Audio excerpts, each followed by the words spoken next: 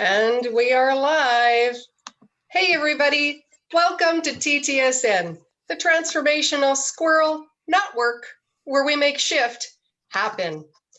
Today, I want to introduce you to our guest, Sean Osborn.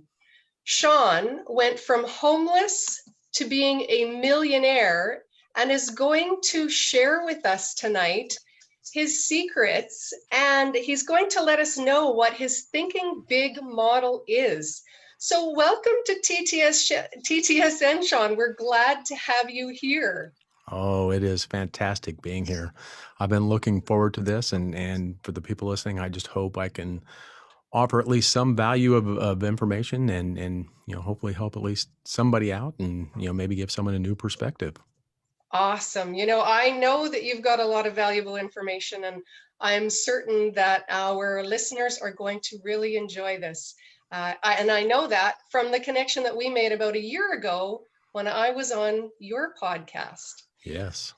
And so tonight, I want you to start, Sean, by letting us know why you are interested in helping other people. What empowers you to do that? Why are you so passionate about it? I think it all stems from, my growing up and things that I went through, and just knowing that there is a way out from being helpless, at one point, so when I was 15, it literally felt like I was in a rowboat in the middle of the ocean and just rowing and rowing and rowing. And it's not even that I couldn't even see land. It's like I didn't even know there was land out there. I was just rowing and didn't even know that there was land to row to. And I remember back then, so just a little bit of backstory. At 15, I had already been kicked out of school in ninth grade. I was living on my own, trying to survive, and I was 15 years old, could barely afford food for me. And that's when my then girlfriend came to me and said, "Sean, guess what? I'm pregnant." Oh. and and I was 15. Think about it. I was 15. I was uneducated. I could barely support. You could even call it support, but I could barely even survive. And I was having a kid on the way. And at the time, I remember I was waiting tables at this restaurant. I was a busboy. No, not waiting tables. I was actually a busboy at this restaurant. And I was thinking, there's something.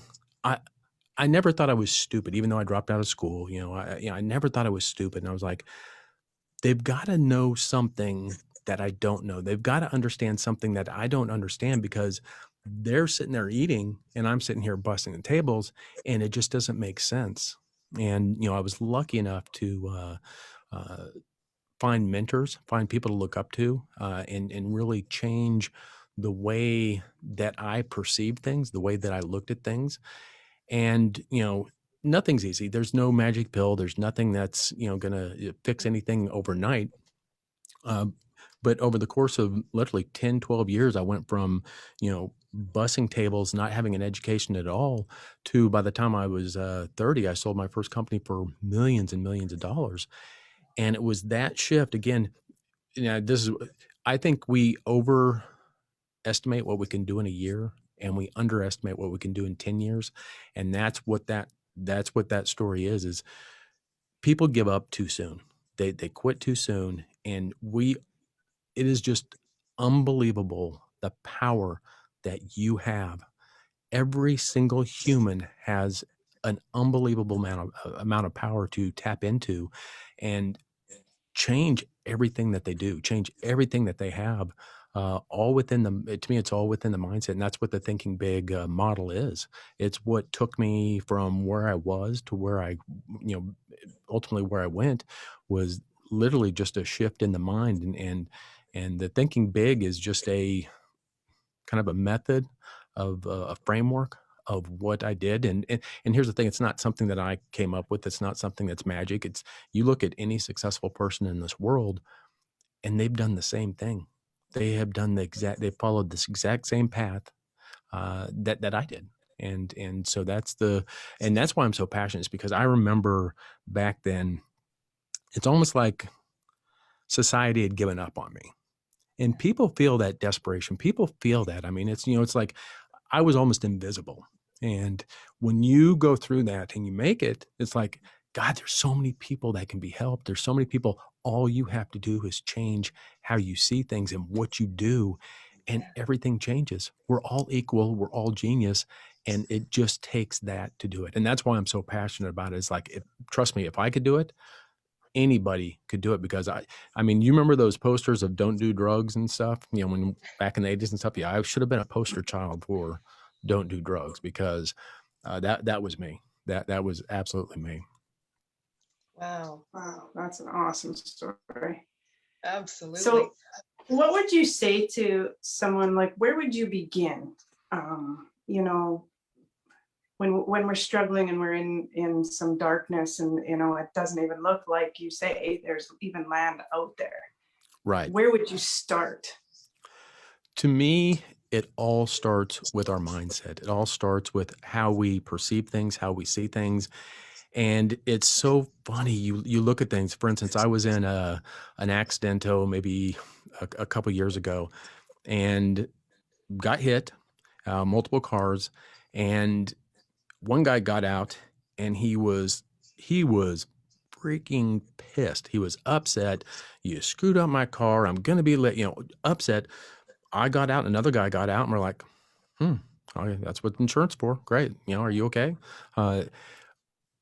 And if we think about that, if you kind of just dissect that a little bit, if it was the incident that caused people to get mad, so in other words, this guy that got extremely mad, if it was the act that got him mad, then all of us would have been mad. Right. It wasn't the act that got him mad. It was his perception of what the act was that got him mad. And that's really how everything is. When we change our perception, we can literally, in the snap of a finger, change from being sad to being happy. Mm-hmm. And you look at people like Tony Robbins, and you look at these people that know how to anchor and how to get people out of that instant. You can watch, and you look at a kid that's bawling his head out, and you say something, and all of a sudden they're laughing. Nothing changed. It was just the perception of the mind. That's all the change that went from sad, crying to laughing and happy within a split second. And we all have that power. We have the power to change how we see things, and change our attitude, and change. Happiness is based on what we think. I mean, it's that simple. So, I think the beginning of anything is our beliefs. It's our beliefs, and that's part of the Thinking Big model. The BIG is beliefs, imagination, and growth. That's what BIG stands for. And beliefs are everything. How we believe is everything you see in your life, everything you have right now. If you look around, every situation, from financial to relationships to, I don't care what it is, it's all a reflection of your beliefs. And if you're struggling in one area of your life, I don't care if it's in love, if it's in money, it doesn't matter. There is a limiting belief that you have that is causing that. Right. You know what? It's interesting that we're having this discussion. The post that I did today is, I changed my perception. It changed my life. And it's so true. Like, my entire life changed when I changed my perception. Yeah. It's no longer about, oh, you know what? Yeah, it's a cloudy day today.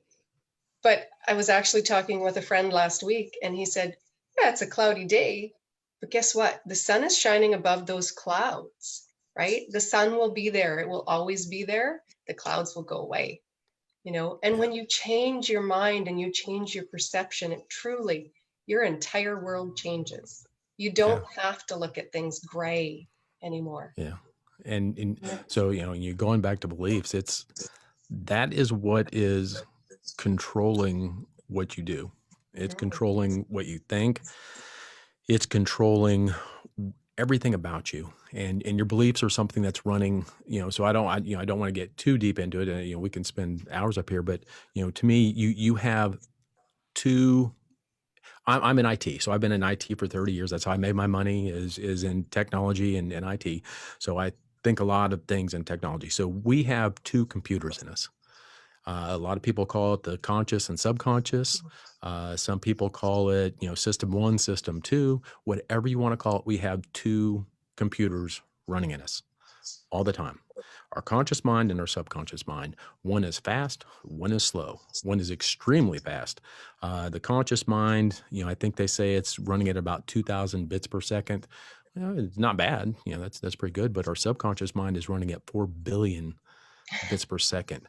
It's taking in so much information that you can't even comprehend the amount of data that's going in and being filtered out through your subconscious mind. And it's sitting there running things automatically for you based on your beliefs.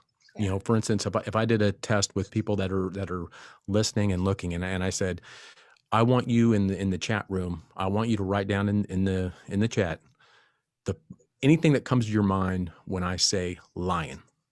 Anything that comes to your mind. What comes to your mind when I say lion? You don't think about it. All of a sudden, you're going to rush out and you're going to type in things like meat eater, big, vicious, fast, whatever it is. All of that is coming from your subconscious mind. You didn't have to think about any of that stuff. It just automatically came up. That's the subconscious mind. That's literally just running in the background without your conscious knowledge. And it's running based on the program of your beliefs. Right. So I was wanting you to talk a little bit about what really drives us. Because, we don't realize until we become aware that we have these belief systems running. And so in order to change, we need to become aware, right, of Right. these subconscious beliefs that are happening and, all of that stuff. So how does that tie into what's driving us and our awareness of it all? And can you speak into that a little bit? Yeah. And that's the base of so many things. It's like we are, you've probably heard that one quote, we are all tattooed in the crib by the beliefs of our tribe. By the time we're 7 years old, we have been programmed, our subconscious has been programmed based on the environment. Someone who comes from a very affluential area that have very well educated family and loving and caring family is going to have a much different program by the time they're 7 than someone who's coming from a lower income or from a violent family. We are truly within the first couple of years built for our environment. If you think about it, if you take someone that is extremely streetwise, from New York, grew up in the streets of New York, and you take someone who's from, a neighborhood that's been babied all their life, and you switch spots, I guarantee the guy who goes to New York is going to die because he is not programmed. He doesn't know that he's not programmed for that environment. Yes. And you have to change your programming. You have to change what you do. You have to change that system that's running in the background in order to change your life. Because if you think about it, if you ever read the book like Psycho-Cybernetics, Maxwell Maltz, or self-image, that's your self-image. That's another word for your subconscious. It's running in the background and it's doing all that stuff. And for instance, how many times have you gone on a diet? We've all done it.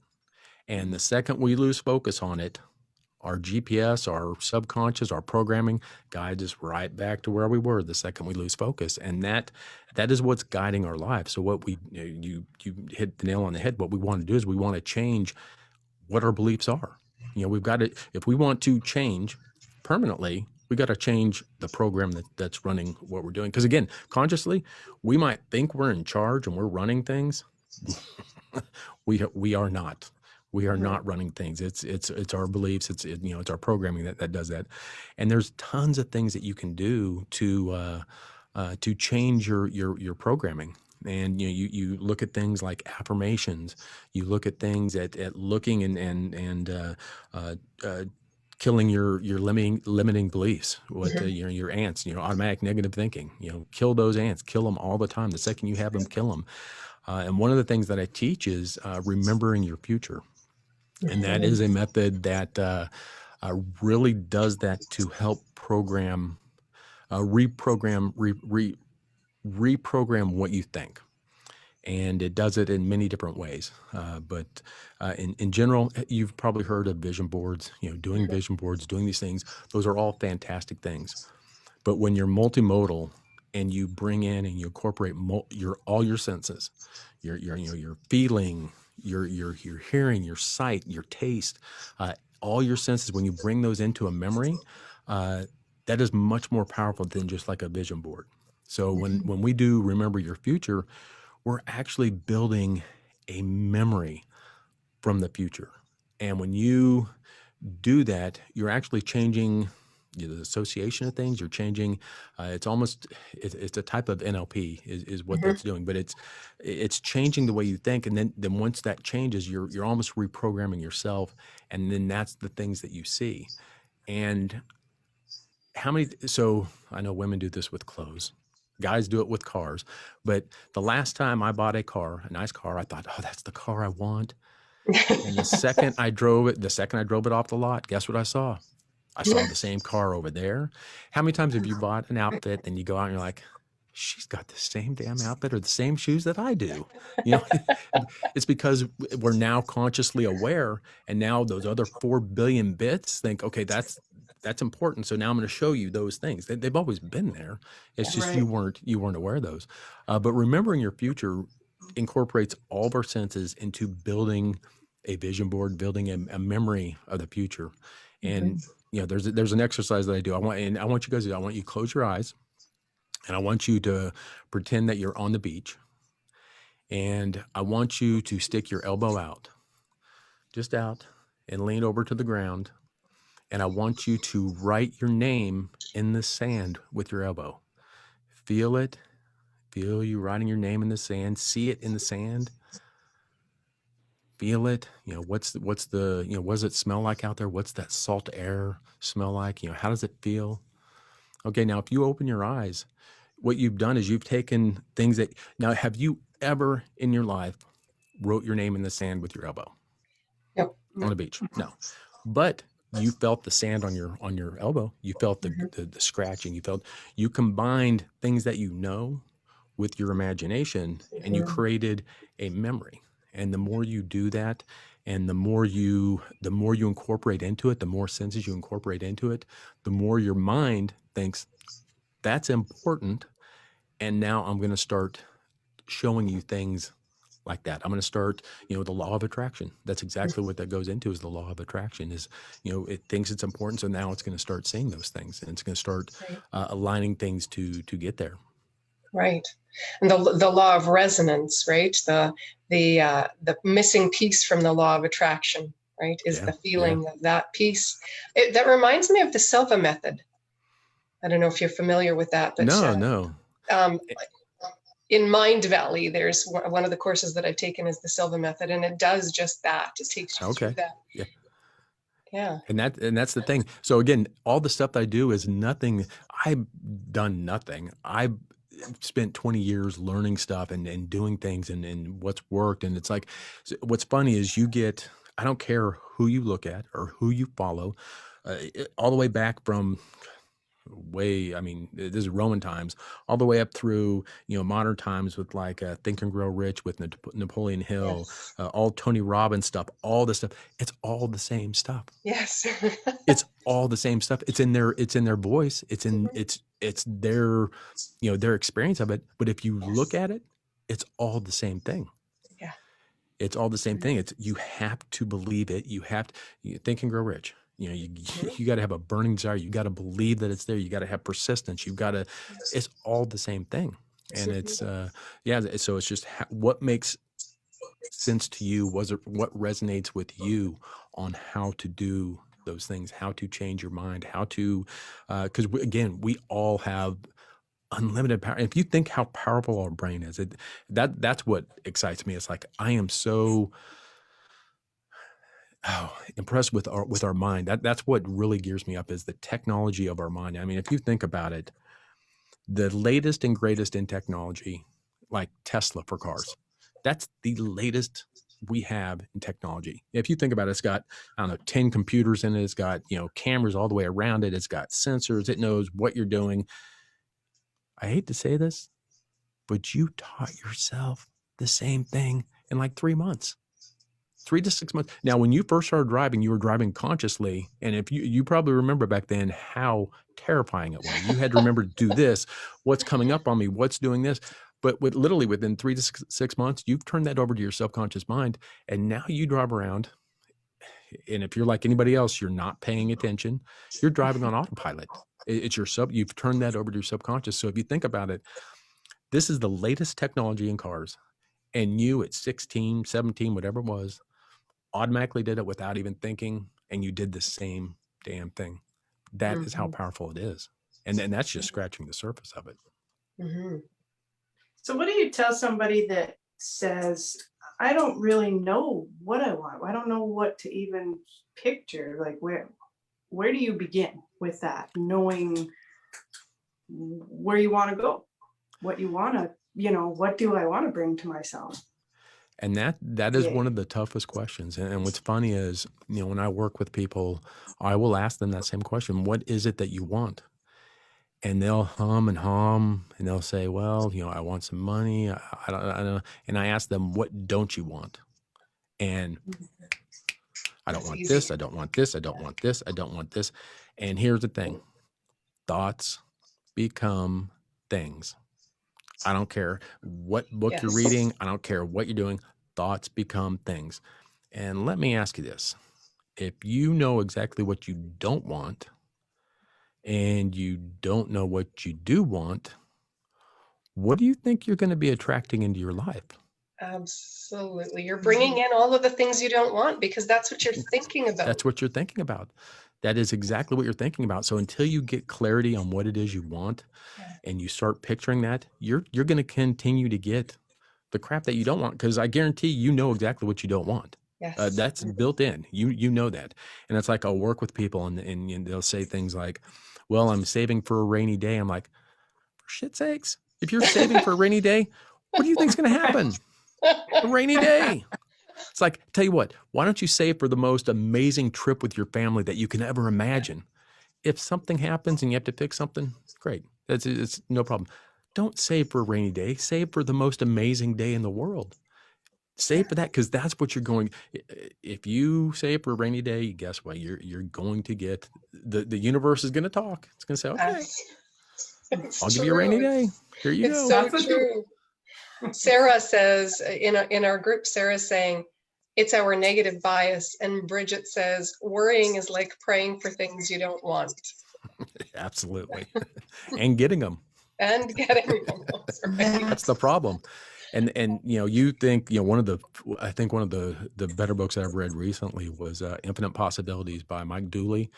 That's one that is he teaches thoughts of things and beliefs probably better than most people that I know. He teaches them very, very well. And you get what you think. Thoughts become things no matter what you want, and you've got to learn to kill the negative thoughts. So one of the things that I do one of the things I do every year is I do a Think and Grow Rich challenge. Mm-hmm. And one of the tasks in there is for 24 hours, get a piece of paper, and I want you to put a check mark every time you have a negative thought. And most people think, well, I have negative thoughts. I understand. I had to get multiple pieces of paper, and I still do. We don't even realize until you consciously try to focus on it. We don't even realize how many negative thoughts that we have.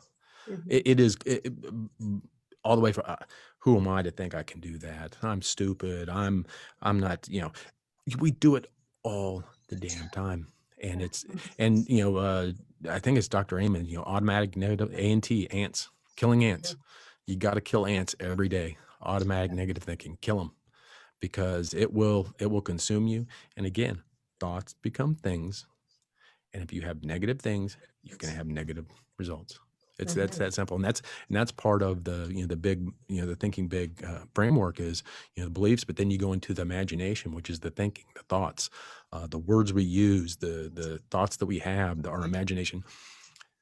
Everything that you have comes from your beliefs, but it also comes from your imagination. Anything you've created was first in your imagination, was first in your thinking before you ever got it. And if you think about it, look around you, look on your desk, Look at your Mr. Awesome sign. Yes. Look at it's all someone's imagination. It's all someone's thought before it gets there. So your imagination is the way I think about it is your thoughts become things, and your imagination is kind of king. Thoughts are king, but beliefs are the kingdom. Your thoughts will never be any bigger than the kingdom that you live in. It'll never be any bigger than the play. Your swing set's never going to be any better or any bigger than the playground. Your beliefs are the playground. It's the boundaries of where you think. But what you think and the thoughts you have, that's what really counts. Is that's what becomes the things in our lives. Right. Challenging. Mm-hmm. It reminds me of the whole fear to courage, right? It's what is courage?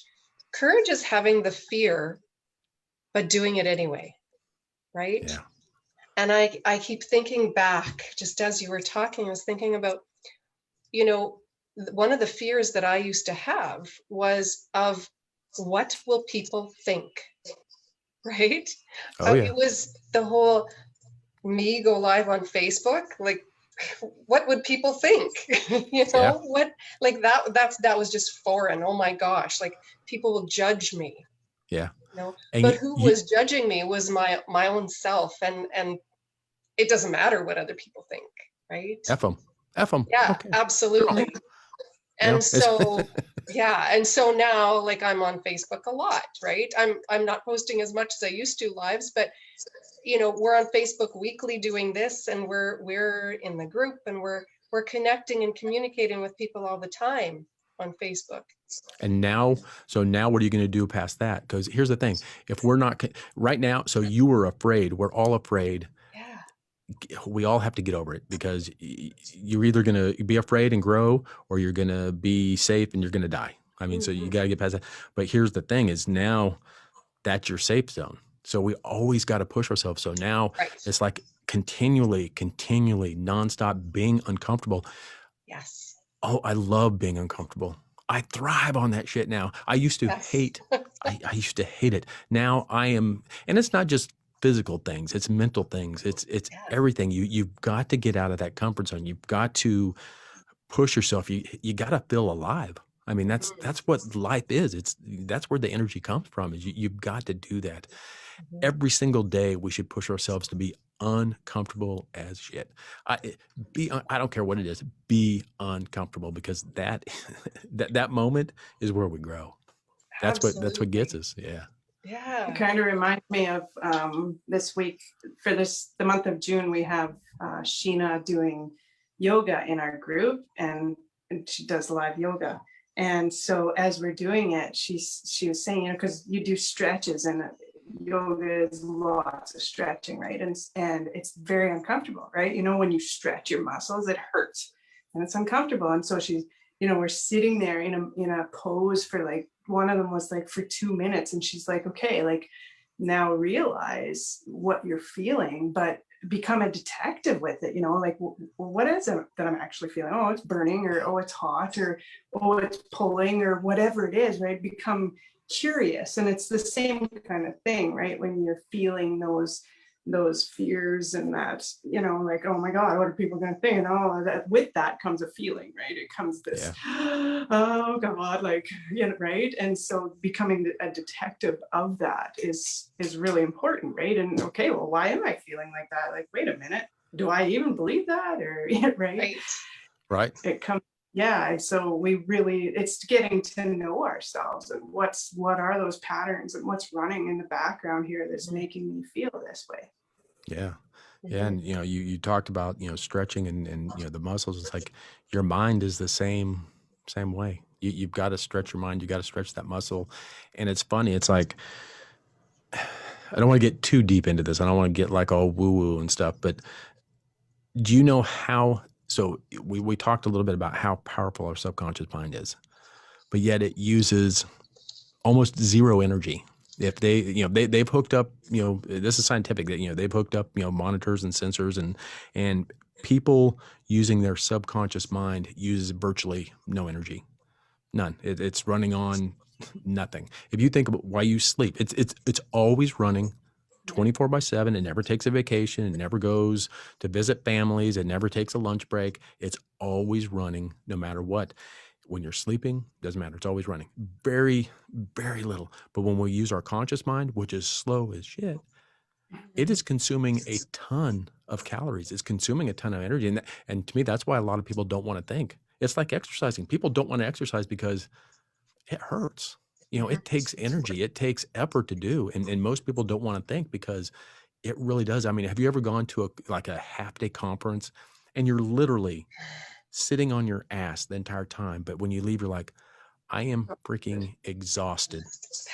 It's because you're consciously thinking that entire time. And that takes a tremendous amount of energy, a tremendous amount of calories to run that slow mind.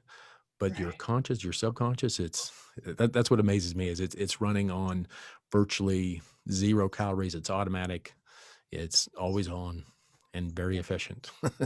Right. And the thoughts that you're thinking throughout the day most of them are the same ones that you thought the day before and the day before and the day before and the day before, right? It's, I don't know what the percentage is. You probably know better, Sean, like something like 80%. It's most higher than that. It's almost all the thoughts you have are the exact same thoughts you thought the day before, and then same thoughts you can think tomorrow. And again, those are all based on your beliefs, and it's all it's the same damn thoughts every single day. Okay. So change those thoughts, right? So change those to be the positive ones. Yes. So that, Yeah, so we can change those. So, we talked a little bit about, affirmations. We talked a little bit about remember your future. Meditation. Meditation is so powerful and so important. And there's so many different ways to meditate. To me, when you are saying things to the universe, like, I want this is what I want. Some people call it praying, some people, whatever it is, whenever you're sending out, we're transmitters and we're receivers. Whenever we transmit out what we want in life, that's sending it out. Meditation and intuition. So when you meditate, you get these thoughts that just come from nowhere. It's magic. They come from nowhere. They're coming from the universe, and meditation allows you to really receive those to change your beliefs, change your thoughts. It's funny. People say, I had this idea to do this and someone stole my idea. It's like, you didn't have shit. You didn't have an idea. Sorry, I don't know if I forgot this is live. It's okay. No worries. Oh yeah, sounds good. It's like that idea came from the universe. Anybody else can have the exact same idea as you. You didn't come up with that. You were gifted that idea and you didn't do anything with it. No one stole your idea. It all comes. So for me, meditation is huge to change those beliefs, to change those things, because that's when we're getting the ideas. That's when that imagination comes in. That's when we get these amazing gifts from the universe, is when we're doing those things. Right. When you walked us through that imagination with writing our name in the sand with our elbow, that was meditation, right? It's Absolutely. Meditation. Yeah. Another form of meditation. Yeah. And it's association. So what's funny is you used your real memory and you used your imagination at the same time. Because we know what the beach looks like. We've all either seen pictures of the beach, we all have played in the sand. We know what sand feels like, but you've never done those things in that order. So you basically used your memory and your imagination to create another memory. And here's the thing: the more real you make it, and you actually make it, that's why I say remember your future. If you make it a memory, this has happened. I've got the memory of my future, of exactly what happened. I remember I was in the house. I know, I saw the palm tree that I'm sitting under at the beach. I've been there. I know that.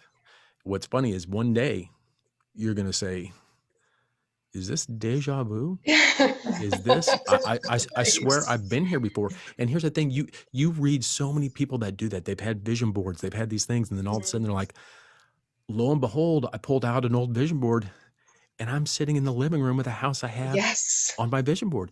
It happens all the time. Yes. It happens all the time. And again, the more real you make that memory, it's not a vision board. It is, you have a memory of what's happened in the future.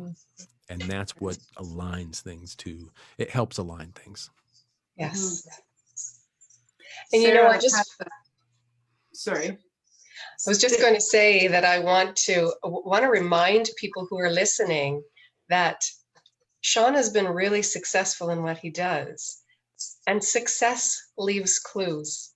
So when you're listening and you're hearing what Sean is saying, this is what he does. This is what the path that he's walking, and he's gotten to be the successful person that he is today by doing these things. Success leaves clues.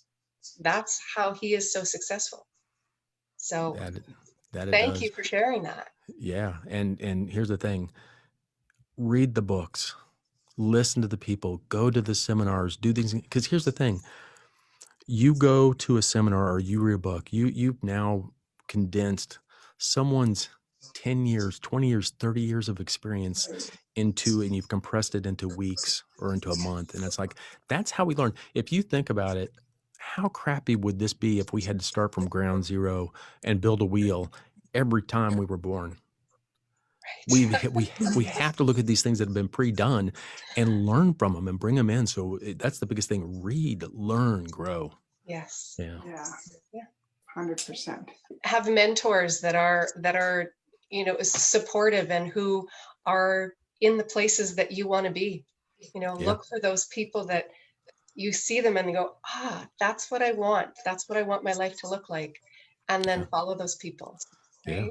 And look, and here's the thing, when you look for a mentor, like all of us would like to say, oh, I want Tony Robbins, or I want Elon Musk, or look for someone who's 3 steps ahead, 4 steps ahead of where we are, because they are the ones that are still fresh in what we're going through and what we need. Someone like, that's so far up there. It's like, they don't necessarily remember what it was like to where we're at right now. They're so far past that. But the person that's, 3 steps, 4 steps ahead of us, they know exactly what we're going through. So when you're looking for a mentor, and I highly recommend coaches or mentors, look for someone that's not too far ahead, because, that's where it's really important. You want to, I always look at it as you want to constantly be the smallest fish in a pond, but you don't want to be with the shark. You're gonna get eaten. You just don't know what to do. Within your pond, you be the smallest one. Find the fishes that are bigger than you in your pond, and when you're the biggest fish in that pond, jump to the next pond. Mm-hmm. Grow a little bit more. Find someone that's a few steps ahead of where we are, and to me that's how we grow. That is the best way to grow is coaching and mentoring. Mm-hmm. So Sean, I want to jump a little bit. I want to ask you, you had a list of a few things. I think it was 4 ideas to help you grow. Just some, quick ideas that people can take away with them to move them ahead just a little bit at a time. What are those 4 ideas that you had? Honestly, I don't remember which post it was, but it all goes back to the mindset: growing, reading, learning, constantly being uncomfortable, and constantly. Right. And so here's the other method of what I teach is you always have to be. I teach be grateful for everything you have, but do not be satisfied. And I know that sometimes that, depending on someone's mindset, that comes off as bad or harsh. No, I am grateful for everything I have. I'm grateful for the air I breathe. I'm grateful for my family. I'm grateful for my grandkids. I am so grateful for that. But the second we become satisfied with what we have, we are all that we'll ever be. And think about how sad that is. If today is all you're ever going to be, what's the use of living? I mean, we've got to. So I'm 100% grateful for every damn thing I have, but I am not satisfied at where I'm at. I'm always going to strive for being more, doing more, having more, helping more, giving more. And here's another thing that people need to really look at. You can never be more than you give. Giving and having are 2 sides of the same coin. You cannot give or have more than you give. They've got to be coincide. So you have to give. And I don't care if it's your time. I don't care if it's your money. And there's times where I don't want to give, but I still give. You cannot have more than you give. Mm. It's the law of the universe. Right. Beautiful. Mm-hmm. That's great. We have a lot going on in our chat. I don't even know where to begin. There's a lot of stuff going on in there. They're probably saying, get him out of here. Oh, no, they're loving this. No, they're loving it. They're loving it. Yeah. There's actively growing. Yes, I never had mentors until the past few years. It never occurred to me. And now I can't get enough. It's so true. Yeah. Get comfortable being uncomfortable. We stop growing when we're satisfied, and then we die. I thrive in the doghouse now. I love being in the doghouse. You know, I never really thought that I would enjoy being uncomfortable. I always tried to stay within my limits. And then when I started doing my KBB course just over a year ago, was like, I was uncomfortable still. I forced myself to be uncomfortable on a regular basis. I think I spent probably 10 months being like in an uncomfortable space. Yeah. And now I still put myself into those spots because I'm learning so much. I'm growing. I can feel myself growing on a regular basis because I'm putting myself in spaces where a year ago, I would have never thought I could be in those spaces. I would have never thought that I was enough to be with the people that I'm with, right? Yeah. And it's so interesting that we really are what we believe we are. Yeah. If you believe that you can do it and you have the courage to step into that. Yeah. You just got to start believing different things. So, if we have a little time, I can take you through another. So for instance, like what did, it's getting late at night. Have you guys eaten dinner yet? Where are you guys at? Saskatchewan. It's almost 8:00 here. Okay. Yeah. So you guys have probably eaten dinner and stuff. Okay. So I was going to do one more little thing since everyone's already eaten. So if I was to write down, of course I can't do it here, but I was going to write down SO_P. And I want people in the audience. I want people who are chatting. SO_P. What's the first thing that comes to your mind when I say that? When I spell that out, what's the first thing that comes to your mind? Just type it in. It's a little bit delayed, so it might take a. Richard says A. Soap. Interesting. So basically and this was just a very quick, dirty way of doing it. But what I did was I primed you. So we can prime ourselves. And by priming, I mean, we set things up that automatically do things.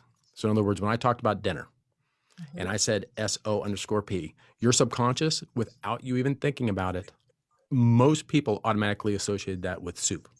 And Sarah wrote soup. Yep. So most people would. So it's funny. I do this live, and I've done it both ways, and it works every time. If I would have talked about you cleaning your house, or so when I'm in a live audience, if I do it right before lunch or right after lunch, 90% of the people soup. If I do it after a bathroom break, 90% of them say soap. They've washed their hands. They've used soap, and we are being primed. Everything we do is being primed, and recency has a big effect on how we think. So just that simple thing, people are thinking soup.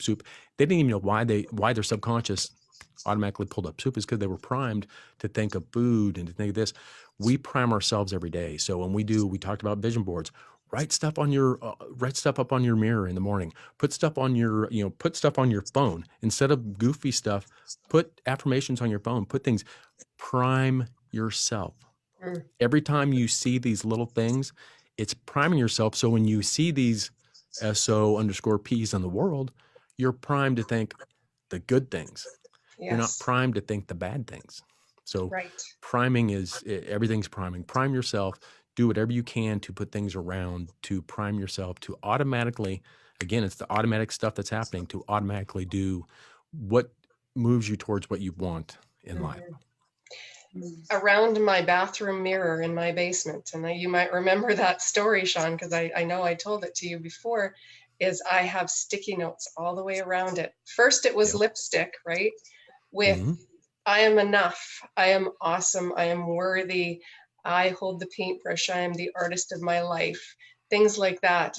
Yeah. And that's to prime myself every day. Right? And before we went live, I told you the story that when my granddaughter was, since she was a baby, I told her my name was Mr. Awesome. Yes. She literally, until she was 9 years old, thought I was Mr. Awesome. She actually got me this thing, Mr. Love Awesome. It. And it's the thing. It's like when you surround yourself with things, you know what? I'm awesome. Yes. Those are the things. They're fun. They're, you can be goofy. But those, believe it or not, you think some people can think, oh, that's just so goofy. That's so stupid. Do you know how powerful that is? It is. That is so powerful when you have those things constantly happening. Mr. Awesome, Mr. Awesome. Yes. I have, I put a few things in as reminders in my phone. One of the ones I have right now is, what is the best thing that can happen? Because, we, like you were saying before, we're all always thinking of the worst thing that can happen, or the things that we don't want, right? And so it's a positive. I also have one that says poof. And to me, when I see that, it is feeling my whole body, getting back in my body, because my mind takes off. It swirls, right? And goes over here and over there. So I bring myself back. So that's a really powerful one, because we're so connected to our phones. We're constantly looking at the bloody things. So if there's a reminder sitting there for there's you. actually an application out there. I can't remember off the top of my mind what it is, but you actually read your affirmations. Are even more powerful when you actually hear them, and they're even more powerful when you hear them in your voice or your friend's voice. Right. And there's applications where you can record them, and you can time it. You can set schedules where it reads you hear your affirmation, and that's one of the most powerful things. If you have friends, this is one tip: have them record something for you of your future self. So it's like, congratulations, Sean, on your on your new house on the beach. Oh, it is so amazing. I am so happy that your book sold millions of copies. When they send you and they record these things for you and you listen to those things, you are priming your mind. You are setting your beliefs, and you are creating really a vibration of things to come. Absolutely wonderful. That's a great idea. I love that. Beautiful. You guys might be getting a call. So, well, Sean, I did want to ask you one more question, because I really thought this was so cool. You do a podcast, the Thinking Big podcast, and you interviewed an incredibly wonderful person recently that is such an important guest. And she's not very old. Can you tell us about her?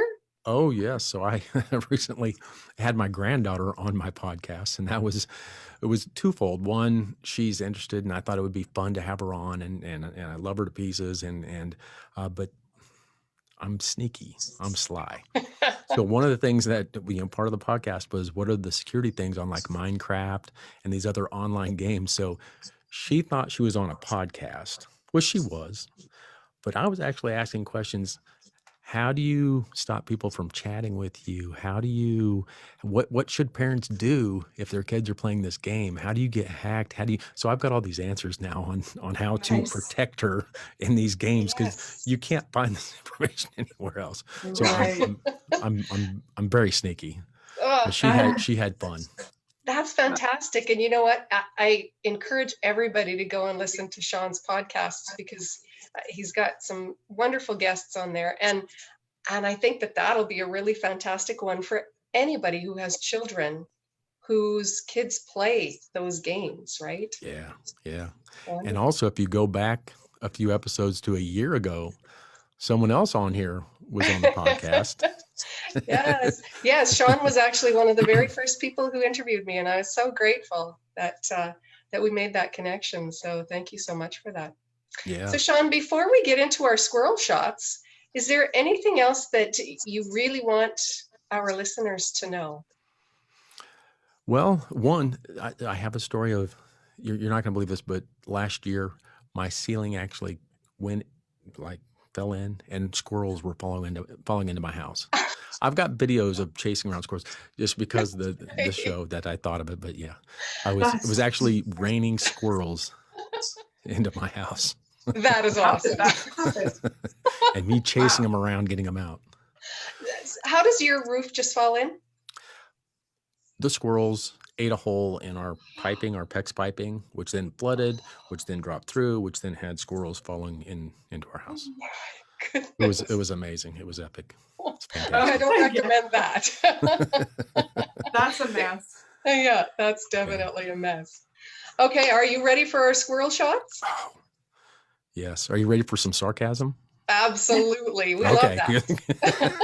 Because when I'm putting on pressure, I'm very sarcastic. Okay, describe yourself in 3 words. Mr. Awesome. Two Mr. words, Awesome. but that's 2 words, but I'll take it. Your favorite summer activity? Running, riding, and swimming. I thought you were going to say triathlon. Oh, that's triathlons. Yep. Fantastic. One thing in your house that the supply is low on. Wine.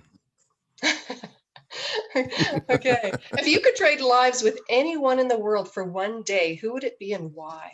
Nobody. Because my life is perfect. Fantastic. I wouldn't change a damn thing. Wonderful. One thing you've always wanted to try. I can't stand. No. Can't go there. God, I was so close. So close. I think speaking in front of like 10,000 people would be, that would be amazing. Wonderful. Your biggest strength. I think mindset, being able to me, it's being able to see the genius in everybody. What's funny is I don't see it in myself, but when I meet anybody, I can tell you how much of a genius you are and how much power you have. I think that's probably my biggest strength. Education or experience? Which is more important? Experience. 9th grade education. Come on. Yep. 9th grade. I went back and did some stuff, but so when I look back at that, I think the biggest thing I got from getting kicked out of school in the 9th grade is I was not programmed to what I couldn't do. So when I was in my 20s, I was going to billionaires in Dallas. These were real estate and investment. These guys were worth $1 billion and millions of dollars. I went to them and I was going into their boardroom saying, you need to give me money. I'm going to start this company. Here's why you need to invest. And I'm telling you, had I gone through school, I would have been programmed. Who the hell do you think you are doing that? You can't do that. So now school is very important. Don't get me wrong, but I think experience is. Wonderful. What is your favorite dessert? Pastries. What's your favorite sound? Rap music. So if anybody listening, I say this on a lot of podcasts. If anybody's listening that knows Snoop Dogg, have him call me. I want him on the podcast. Awesome. And what is your favorite tool in your toolbox? I think my brain. Nice. That's the only tool you need. Yeah, Masterminds. If people aren't in masterminds, you got to do masterminds. Yeah. Wonderful. Now, Cindy has one last question for you before we close out. So Sean, if you were able to climb to the highest mountain top and the whole world could hear you, what would you say? Without a doubt, you have the power. You have the power to think big. You have the power to have anything and everything that you want. You just got to believe. Nice. Love it. I couldn't have said it better myself. Now, before we close out, I want everybody to know Sean's going to put his contact information, his podcast information in the Facebook chat so you know where to connect with him. Again, Sean, thank you so much for being on here with us. We absolutely loved having you here. We've got a lot of comments that you'll have to go through in our Oh, I group. can't wait. And so we are going to sign off now from TTSN. Thank you all for being here with us. We look forward to being back here again next week. So signing off from TTSN. Good night, everyone. Thank you very much. Night.